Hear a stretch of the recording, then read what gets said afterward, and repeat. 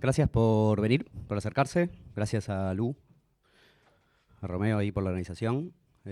Nada, siempre un placer hacer cositas por este lado del mundo. Dime, ¿querés hablar vos primero? Sí, Ah, ¿se bien. escucha Iu? Sí. ¿Eso lo pudieron prender? Ah, perfecto. ¿Está todo el tema de grabación y eso? ¿Todo ok? Perfecto. Hola, hola, ¿se me escucha ahí? Perfecto.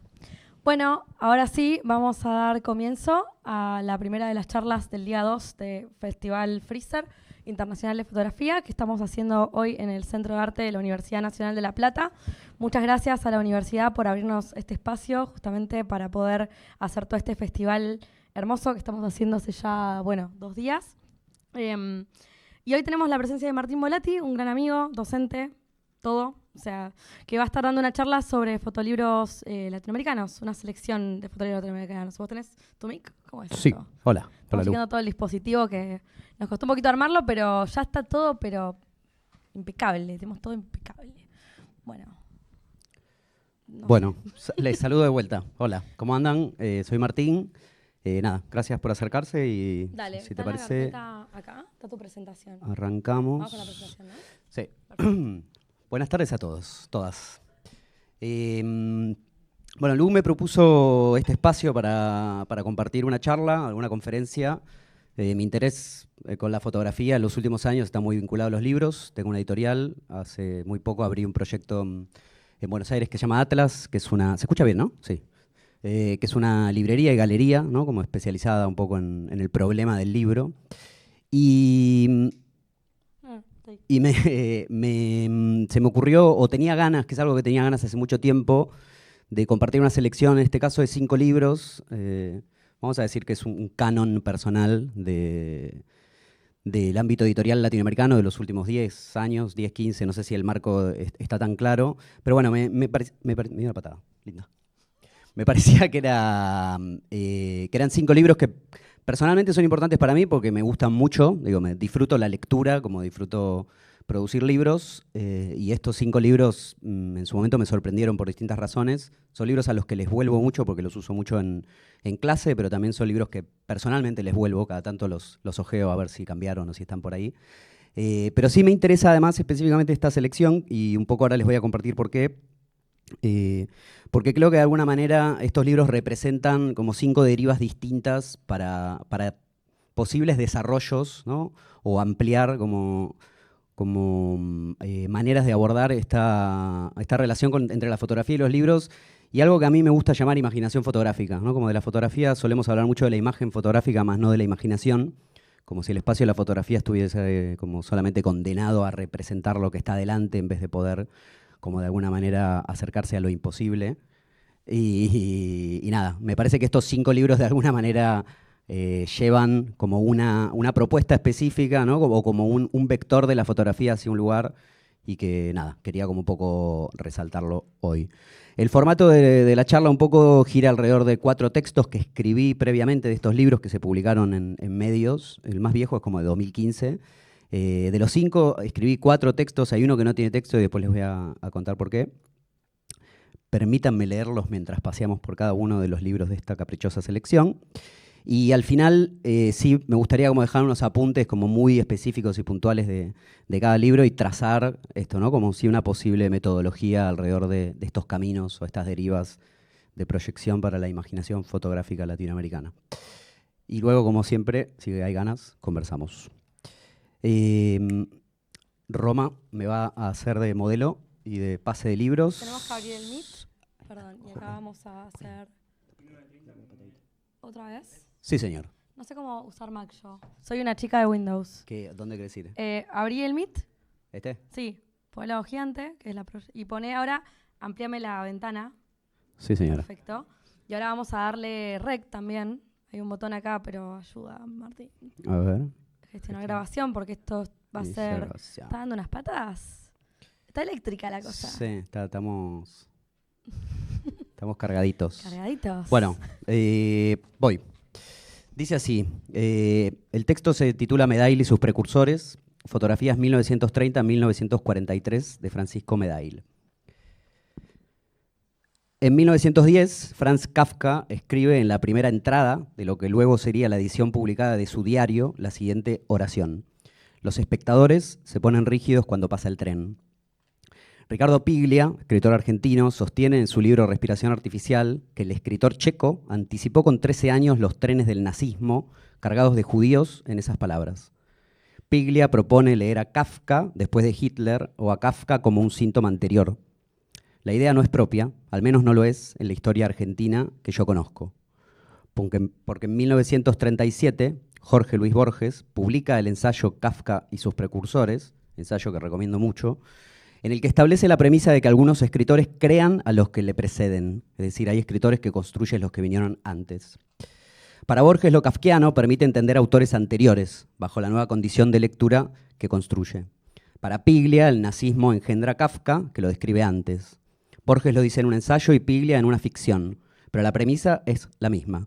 No se puede leer igual luego de ciertos autores o después de ciertos horrores. En 1930, el presidente argentino Hipólito Yrigoyen fue derrocado por un golpe cívico-militar que dio lugar al periodo turbulento reconocido años después como la década infame. En 2021, la editorial argentina Asunción Casa Editora publicó Fotografías 1930-1943, un libro de Francisco Medail compuesto por imágenes fotográficas que buscan ilustrar el periodo mencionado.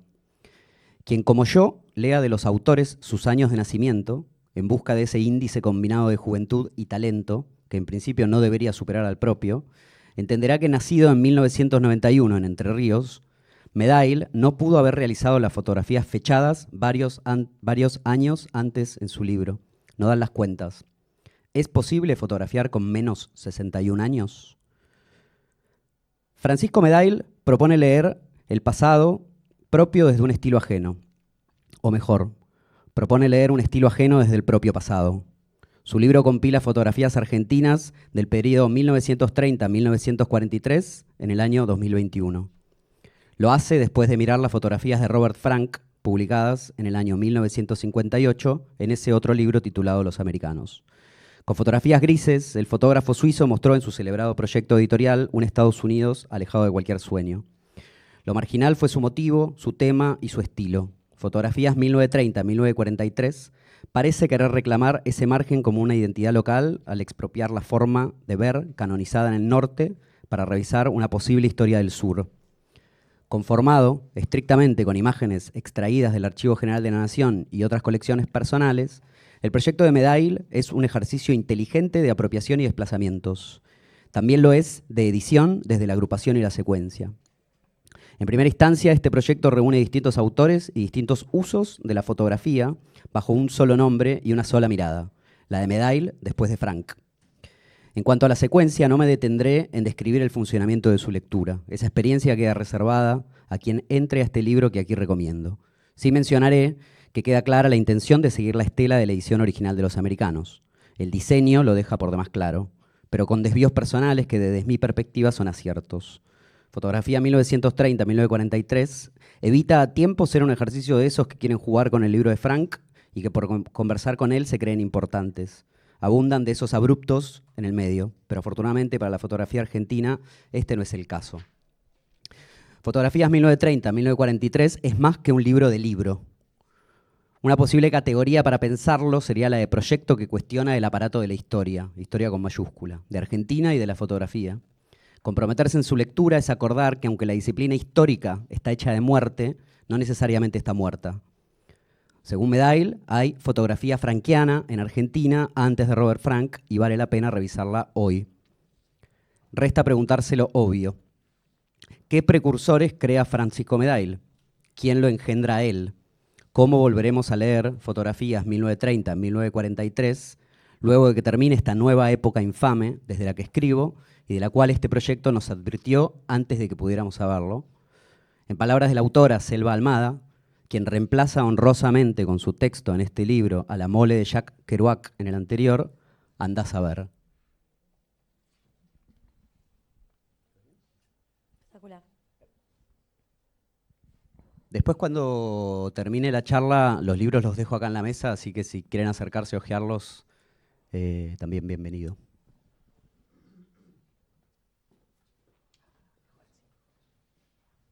Mucho mejor así. Y yo puedo leer acá. Sí, acá yo puedo leer.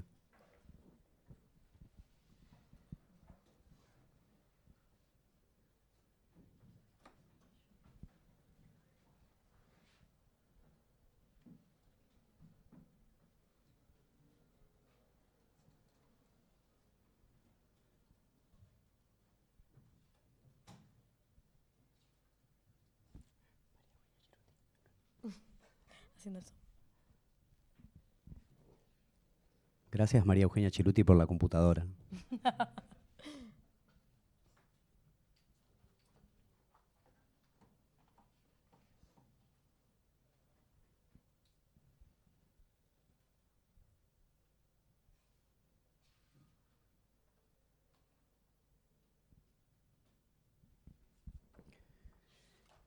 Bien, gracias Roma por las manos.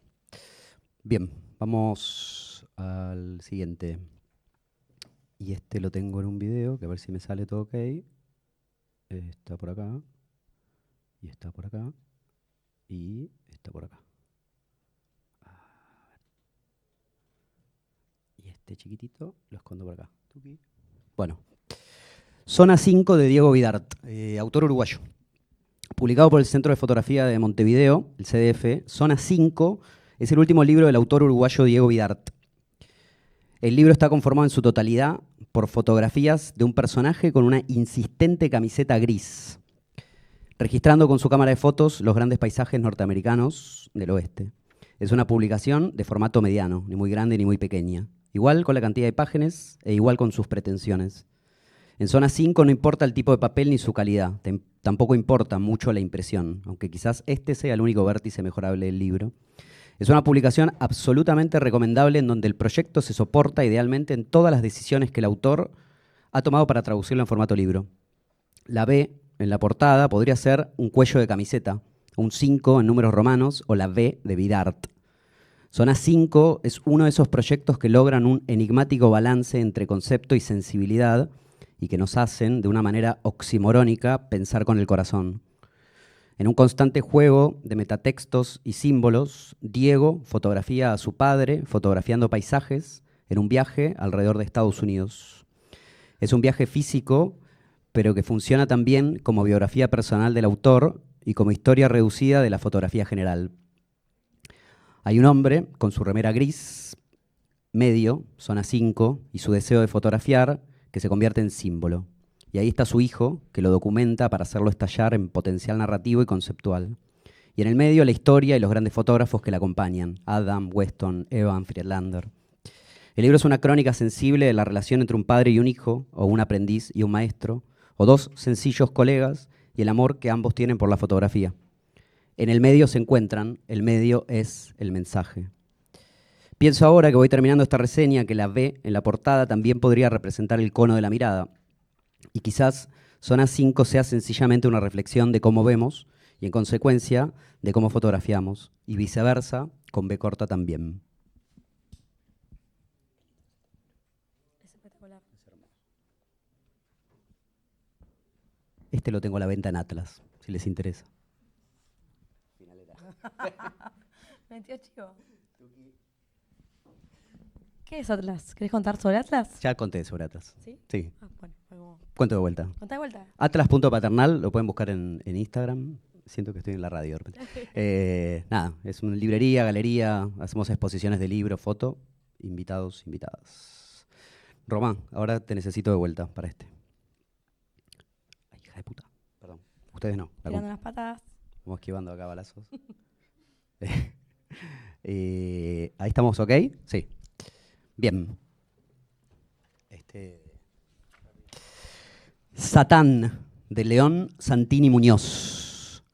Publicado por la editorial mexicana Gato Negro Ediciones, Satán es un libro que retrata las afueras de Ciudad Juárez, fronteriza con los Estados Unidos y capital mexicana de la industria maquiladora. Ciudad Juárez ostenta también el título de ser una de las ciudades más peligrosas del mundo. Con tasas de violencia acuciante, Juárez ha sido señalada como uno de los epicentros simbólico y estadístico del femicidio latinoamericano. Roberto Bolaño, en su épica 2666, novela que recomiendo, La describió como un oasis de horror en medio de un desierto de aburrimiento. En Satán, León Muñiz nos ofrece su aporte fotográfico y taxonómico de representar a la bestia. Una tras otra, las fotografías se acumulan desde la primera página, que es la noche del desierto y la fausa inaugural, hasta la última, conformando un road trip rullero. León utiliza inteligentemente este dispositivo de representación clásico y norteamericano para señalar el otro lado del muro.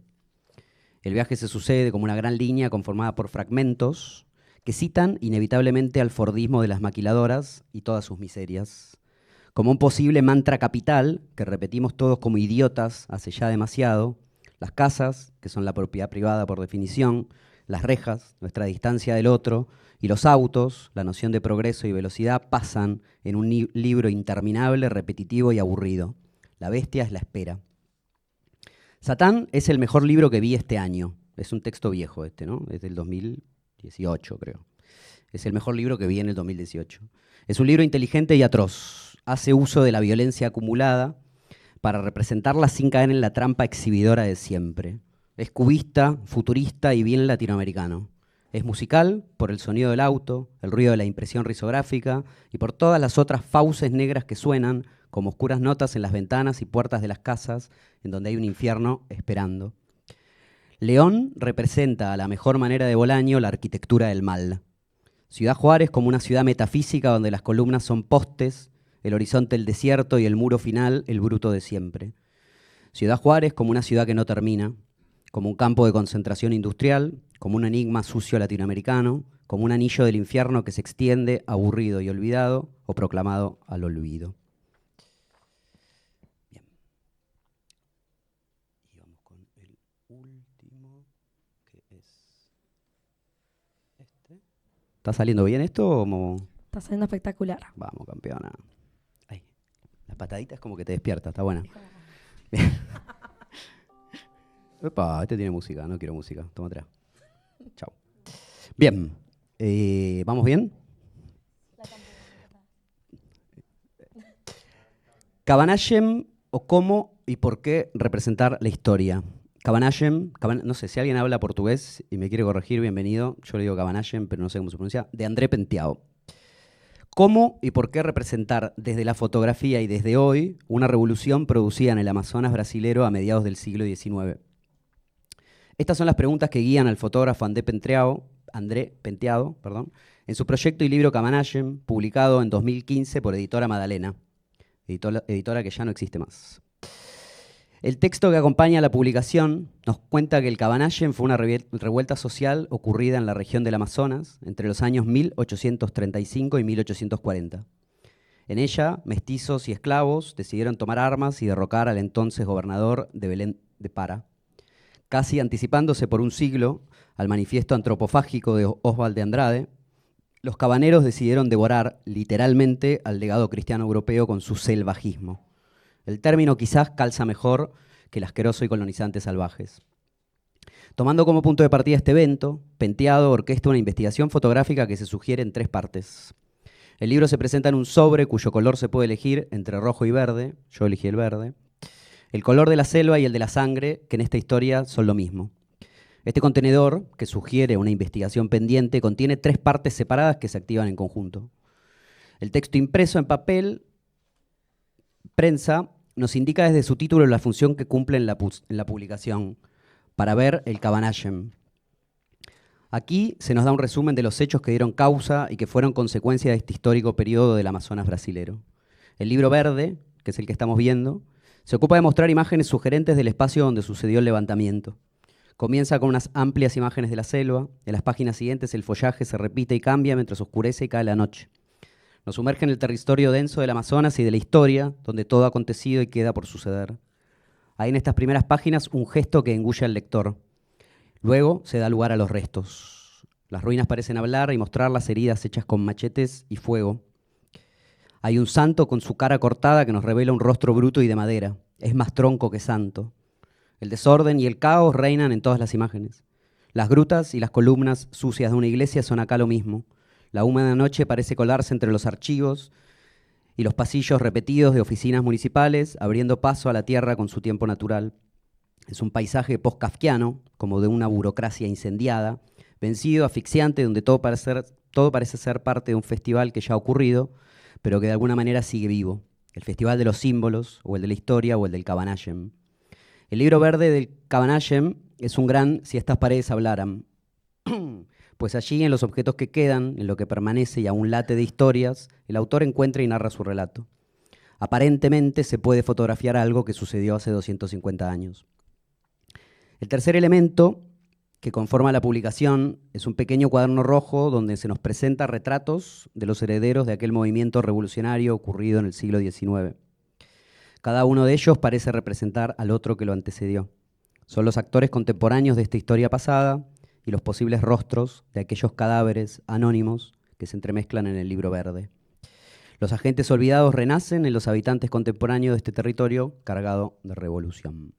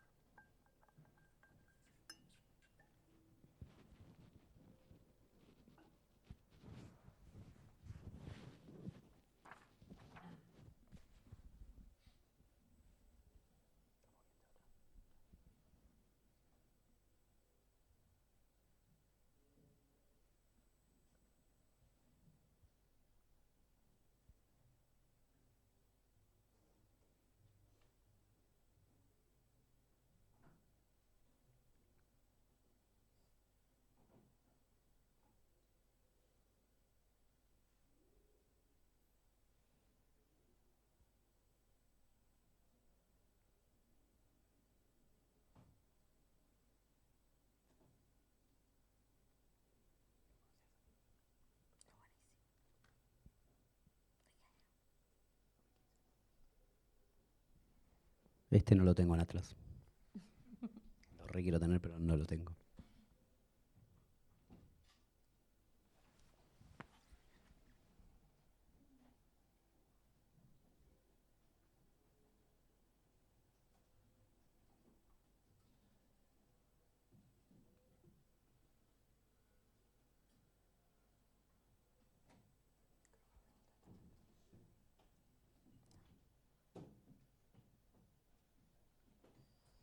Bien.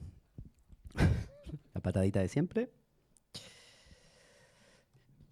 Bueno, vamos por acá. Y este lo voy a dejar para el final. Lo voy a usar un poquito de cierre. Pero quería dejar como estos apuntes un poco, eso, como argumentos para justificar mi selección, a pesar de que las selecciones caprichosas no necesitan justificarse, sino más bien eso, como una forma de pensar, ¿no? Vectores para la fotografía, y que creo que no es casual que estén pasando o que se estén proyectando desde Latinoamérica. Fotografías 1930-1943 de Fran Medaille. Le puse este título que dice Apropiacionismo borgiano de colonial. Estrategia, usar los insumos del norte y recuperar una definición personal a partir de ellos. Reordenar el pasado a voluntad para contar ese mismo pasado desde un canon posterior. Una especie de revisionismo caprichoso que deriva en el juego y en el rescate de imágenes perdidas que no supimos mirar, pero que todavía tenemos la chance de hacerlo. Conclusión, el pasado es plástico. Conclusión, el pasado es también un territorio en disputa. Conclusión, el pasado está lleno de tesoros. Zona B, de Diego Vidart. Que se te queda acá. Conceptualismo sensible. Usar los problemas que presenta el problema de la representación como narrativa afectiva. O formular desde la técnica para impactar los sentidos. ¿Quién dijo que no podemos pensar y divertirnos? La fotografía engendra su historia y nosotros también somos parte de ella. Conclusión, hay que pensar en la historia con afecto. Conclusión, el conceptualismo no tiene que ser una paja egomaníaca, sino que puede ser una paja egomaníaca en común, o sea, una orgía de locos. Bien, ese era un chiste, así que funcionó.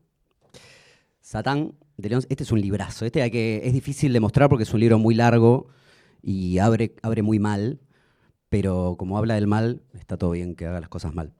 Bien, el mal del motivo o el motivo del mal. Mal con mayúscula. Hola, Pipi.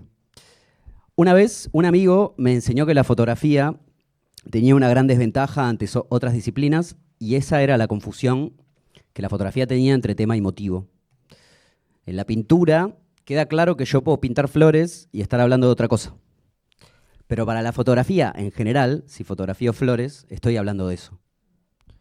Este mal, en minúscula, acecha en casi todos los cursos de fotografía, en donde si uno muestra fotos de un motivo en particular, por ejemplo, imágenes de accidentes de autos, lo común es que te muestren otros proyectos que muestren el mismo motivo, más fotos de accidentes de autos. Aunque quizás uno haga fotos de autos chocados para hablar de la velocidad, otro de la muerte y otro del mal estado de las rutas, o sea, de la realidad latinoamericana. Conclusión, hay que hablar de las diferencias entre tema y motivo. Conclusión, la maldad y el mal, mayúscula, no son lo mismo. El primero es un tema y el segundo un motivo. Conclusión, intentar documentar el mal, con mayúscula, es uno de los mayores gestos de realismo con el que se puede trabajar hoy desde la fotografía. Y uno de los desafíos más grandes, ¿no?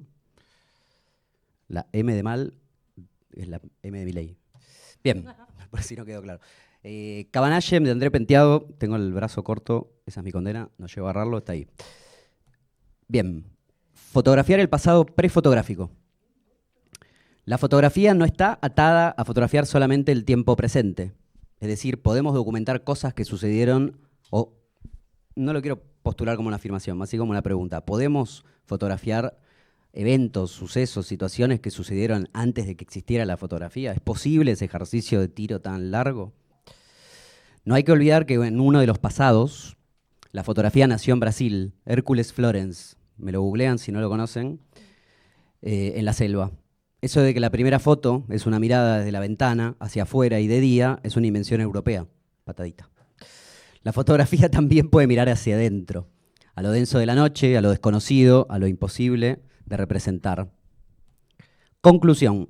La cámara fotográfica no solo dispara hacia adelante, eso es herencia bruta renacentista europea. La cámara fotográfica también puede fotografiar detrás. Conclusión. Desde una lectura tropicalista, la cámara devora y también escupe. 5.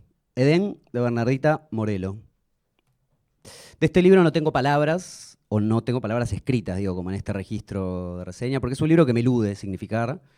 Esto lo digo genuinamente, es un libro que lo uso mucho en clase y siempre que lo uso en clase me siento como muy inseguro al mostrarlo porque es un libro que es difícil de entender, o a mí me cuesta como generar una relación afirmativa con él. Y por eso es que es un libro que para mí tiene tanto valor, ¿no? En ese sentido, porque hay algo del espacio del no entendimiento en la imagen fotográfica que de vuelta me parece que es un lugar que tenemos que explorar más, ¿no? La fotografía y esta como gran prédica de la nitidez o del tema claro, motivo claro, esa cosa que está delante. Muchas veces me parece que ese espacio de lo difuso, ese espacio que la poesía habita también, ¿no? Que es el juego de palabras, la, la lógica del carácter poético que tiene que ver con desarmar sentidos, o rearmar sentidos, o tensar sentidos, o hundir sentidos, o despertar, ¿no? Sentidos. Me parece que en la fotografía es un terreno que nos toca muchísimo, muchísimo, muchísimo más seguir explorando. Conclusión, hay que leer poesía y no buscarle explicación a todo. Conclusión, Latinoamérica es tierra de poetas. Atención. Conclusión, hay que continuar con esa tradición. Vamos a ver el libro de Bernardita y me perdí por acá. Este sí lo tengo en Atlas. Para que no estoy... Este. Y este, vos te vas para allá.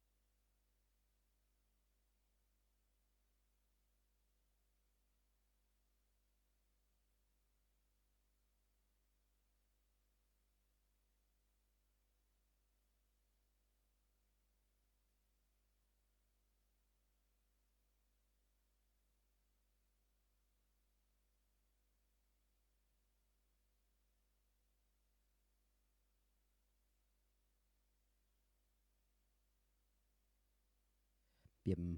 Edén, de Bernardita Morelo.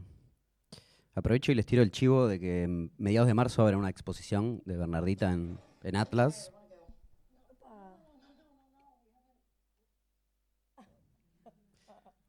Sacamos el espíritu.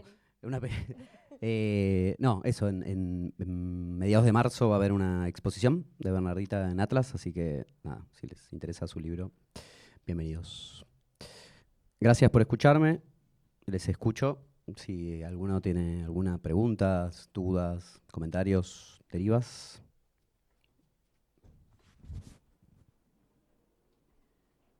¿Cómo es el libro rojo? ¿El otro? Este. O sea, ¿cuál es el contraste entre uno y otro? Muy buena, gracias por la pregunta, campeona. ¿Cómo es tu nombre? Rocío. Gracias, Rocío. O sea, el libro de André, o sea, dale, si te copa. El que vimos es el verde, no quise dejar el video entero porque era demasiado largo. El verde se plantea como esos escenarios donde André va a buscar estas especies de rasgos o de marcas, ruinas de algo que sucedió hace 250 años, lo cual es un ejercicio bastante complicado, o un ejercicio de imaginación fotográfica en todo caso, pero se plantea como una deriva de escenarios, y este es el libro donde plantea como los personajes, básicamente.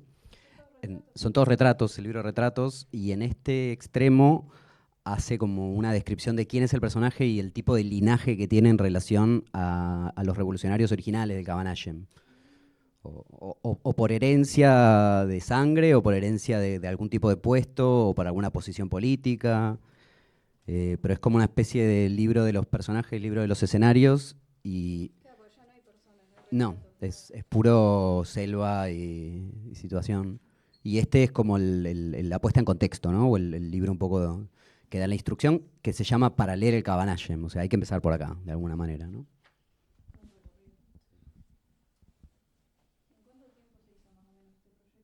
No tengo idea.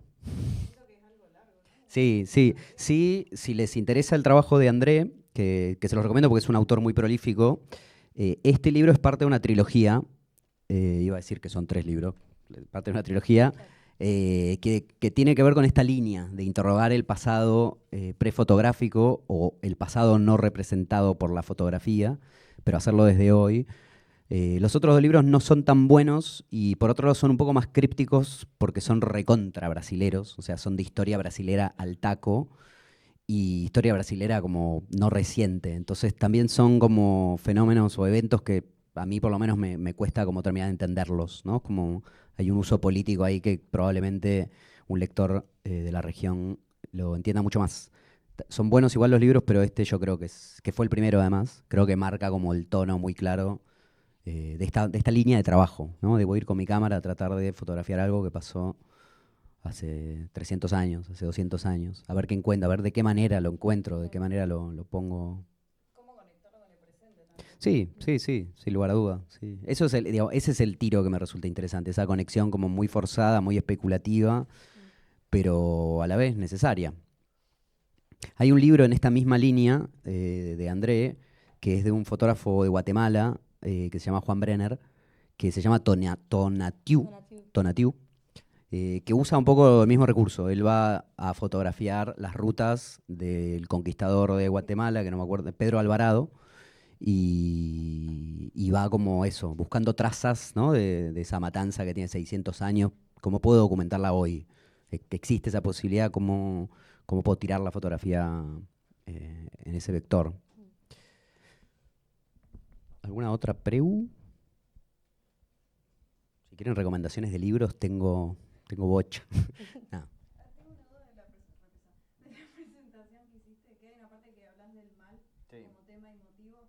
No me quedó del todo claro cuál es la diferencia entre tema y motivo. Motivo es lo que uno está mostrando de alguna manera y tema es lo que se intenta representar, ¿no? Como de vuelta, dejar el ejemplo este, ¿no? Pinto flores y en realidad estoy hablando de otra cosa, estoy hablando de la muerte, estoy hablando de, no sé, de la vida, de lo que sea.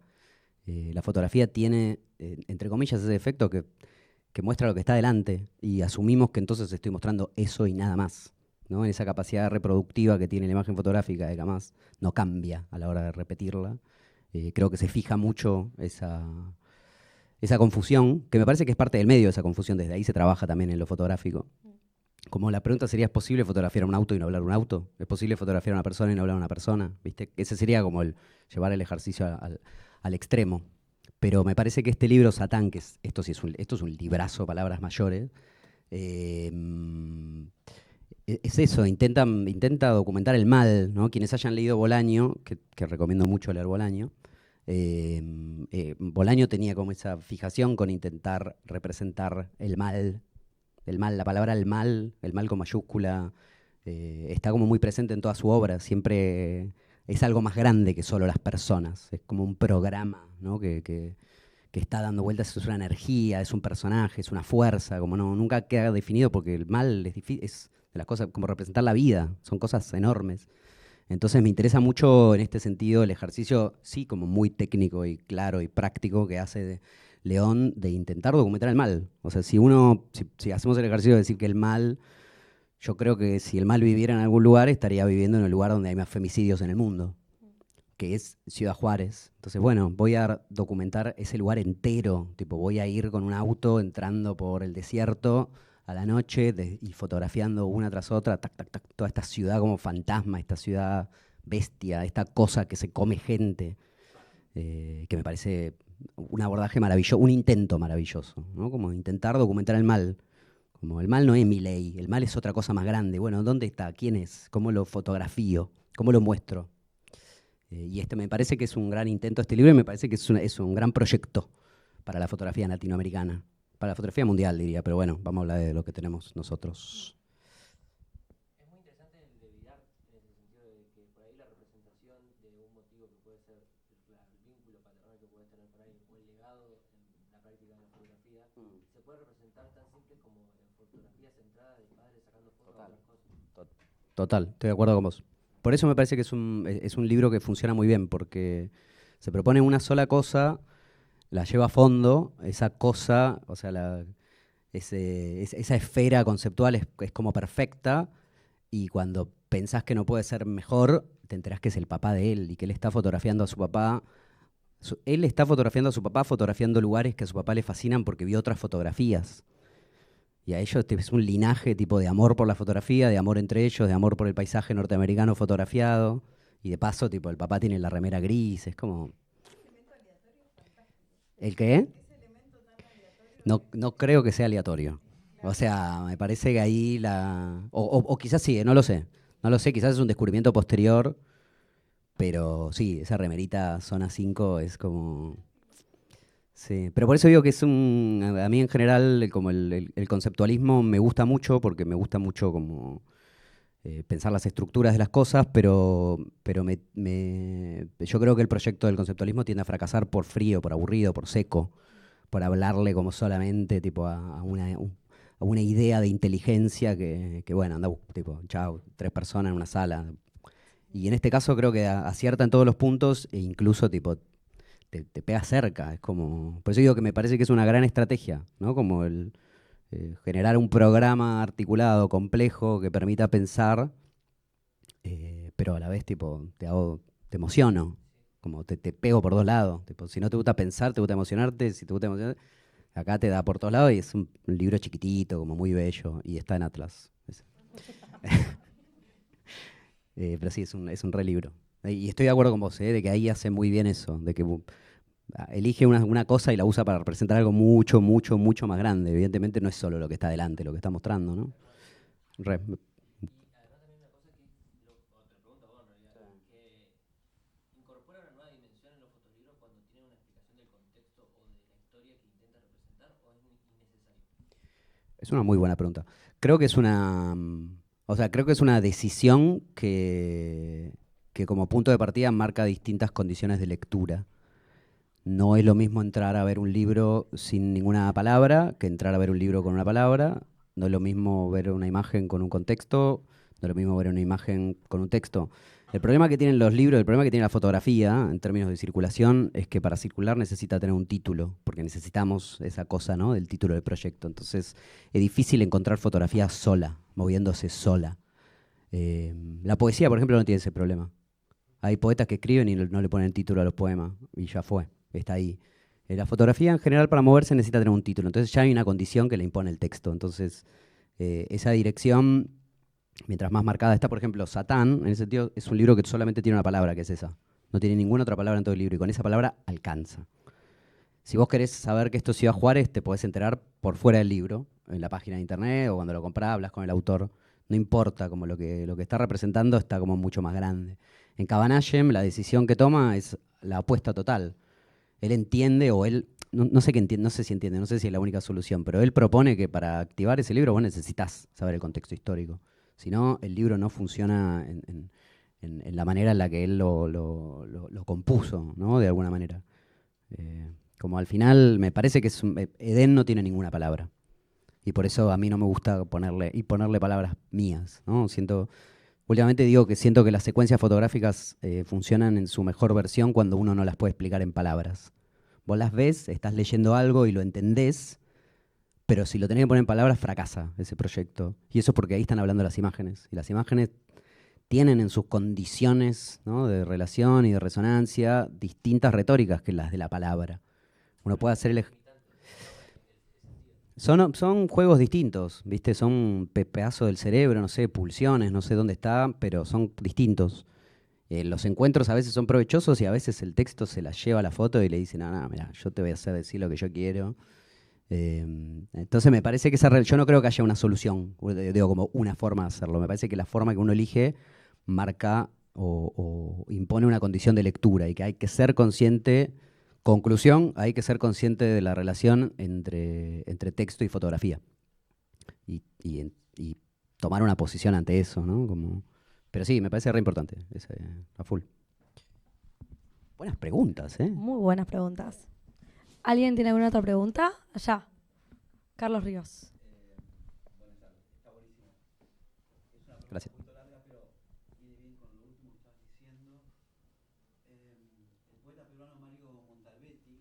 Capo. Que además es lingüista, además está en el Festival de Poesía Rosario ahora en poco, en Argentina.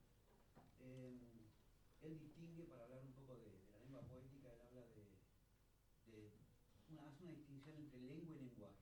Siempre lo usamos como sinónimos. Él dice, bueno, que la lengua es el objeto cultural. Y en tanto objeto cultural, el francés, el español, y nos sirve básicamente para comunicarnos, ¿no? Y también sirve al Estado para generar todas las matrices comunicativas hegemonizantes, bla, bla, bla. Y en cambio el lenguaje dice, el lenguaje es un objeto biológico, ¿no? Que tiene que ver con nuestra capacidad genética como especie. Que tiene cuerpo, ¿no? Exacto. Sí. Y cuando empieza a hablar de poesía dice, bueno, ¿qué le hace la poesía a la lengua? Y entonces, él dice que, bueno, ahí no pasa demasiado porque, yo digo, el pulpo rosa toma un teléfono y habla con Kevin. Bueno, eso que no existe, un pulpo no puede hablar por teléfono con una persona llamada Kevin. Dice, pero eso está en el terreno de la lengua. Está comunicando y no está rompiendo ninguna lógica. ¿No? Entonces yo digo, como que digo, una rosa es una rosa, es una rosa, es una rosa. Ahí yo lo que estoy haciendo, en esa formulación, donde la sintaxis se rompe, bueno, ahí estoy en el terreno del lenguaje. ¿Sí? Pero bueno, y ahí donde trabajaría la sensibilidad poética, haciendo algo que no tiene que ser necesariamente vinculado con una comunicación directa o con la explicación, ¿no? Un poema no tiene que ser interpretado o explicado, porque eso no nos lleva a ningún lado, ¿no? Y esto último que estabas diciendo vos en el terreno de los fotolibros, decías algo así, ¿no? Que bueno, que en un momento se comunica, en otro momento se deja de comunicar y aparece otra cosa, que es como una pulsión, algo que tiene que ver con el orden sensible, con la experiencia sensible, ¿no? Que excede el lenguaje. Pero bueno, iba a hacer una pregunta y no me salió. No, pero, o sea, por eso mismo. Bueno, cuando hablas de poesía y fotografía, Sí. quería ver hacia dónde. No, es que tiene que ver un poco con eso. Por eso en el de Bernardita no le quise como cargar con palabras, porque es genuino la anécdota que dije. Siempre que lo muestro en clase me siento que fallo, porque trato como de contar algo, no de explicarlo, no me gusta esa noción de explicar los libros, sí de narrarlos o de compartir una lectura, que es un poco el proyecto de hoy. Y con ese libro siento que siempre fracaso, y al final es un fracaso dulce, porque significa que ella triunfó en lo que estaba tratando de hacer, que es construir un objeto que habla, que seduce, que tiene una plástica propia, que tiene un gusto propio, pero que es indescriptible. Y eso, tipo, estrellita para Bernardita, o sea, genia. Digo, me parece que es un proyecto para la narración fotográfica secuencial, en papel, en libro. Digo, no es uno fácil, porque hay que soltar el sentido y bancársela, ¿no? Decir como, ¿de qué es tu libro? Bueno, viste, como... yo creo que el problema ahí en general tiende a ser el opuesto, que los fotógrafos que componen, esto lo digo desde mi rol de docencia, ¿no? Por lo menos, que quieren componer secuencias, flashean que lo que están pensando, como la conjunción de imágenes que construyen y un discurso interno que se genera, el otro lo va a leer. Como, no, acá yo, en esta imagen está tipo la densidad de la vida de mi padre, y acá en esta flor que aparece en realidad representa a mi abuela. Chicos, no... O sea, eso es tu guión personal, es tu imaginación fotográfica con esa imagen, más no pretendas que del otro lado suceda esa lectura, porque eso sí va a fracasar rotundamente. Y yo creo que en ese sentido Bernardita juega mucho con ese espacio sí, con ese espacio como absolutamente como polirrubro que tiene la imagen, ¿no? Como la fotografía tiene un problema a escala. El otro día en clase se me ocurrió esta idea, y creo que funcionó, que es que si yo aumento el tamaño de la fotografía de una casa, tengo enfrente una casa más grande. Si yo aumento el tamaño de la palabra casa, no tengo enfrente una casa más grande. Y eso creo que es un problema de la fotografía. Y ahí es tipo, ok, entonces la fotografía tiene una escala de representación, tiene una escala de, bueno, un montón de derivas propias de la fotografía, que en el lenguaje, o por lo menos en la palabra, son inabordables. Entonces me parece, conclusión, investigar como más esas líneas puras de la poética fotográfica, ¿no? Como en sí, de esa densidad, y ponerla en juego. Bueno, por lo menos ese es el ejemplo que me parece que mejor lo muestra. ¿Alguna otra última pregunta para Martín? ¿Nadie? Bueno, si no hay más preguntas, damos por finalizado este conversatorio que estuvo espectacular. Un aplauso grande para Martín. Gracias. Muy buenas preguntas. Muy buenas preguntas. Gracias. Muy buena selección de fotolibros. Y los dejo por acá. Les invito a que los chusmeen. Ahora sí, si se prende la luz, creo que vamos a ser todos más felices. Sí. Pero bueno, los dejo por acá y nada, estoy ahí en la feria también con la editorial, así que si quieren charlar o comprar libros.